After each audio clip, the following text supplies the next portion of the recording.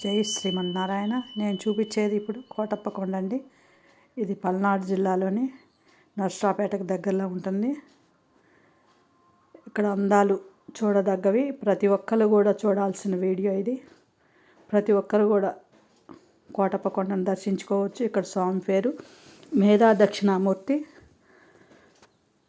పిల్లలు కానీ పెద్దలు కానీ ఎవరైనా జ్ఞానం కోసం రావాలి, జ్ఞానం సంపాదించుకోవాలంటే మేధా దక్షిణామూర్తికి అభిషేకం కానీ ఆయన్ని దర్శించటం వల్ల మనకి మేధస్సు పెరుగుతుంది, జ్ఞానవంతులు కావచ్చు.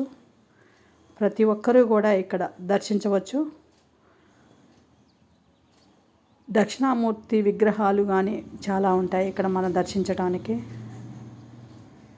ఇక్కడ వెళ్ళటానికి ఇక్కడ నుంచి మేధస్సు గల వ్యక్తులు కూడా బాగా వచ్చారు.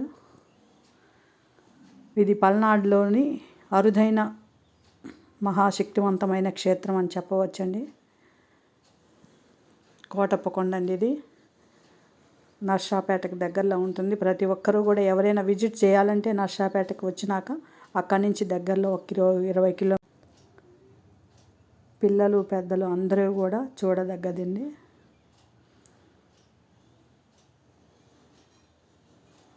ఇక్కడ నడక ద్వారా వెళ్ళవచ్చు, మన వెహికల్స్ ద్వారా వెళ్ళవచ్చు. ప్రతిరోజు కూడా అభిషేకాలు ఇక్కడ జరుగుతూనే ఉంటాయి. అందరూ కూడా దర్శించదగ్గ క్షేత్రం అండి ఇక్కడ.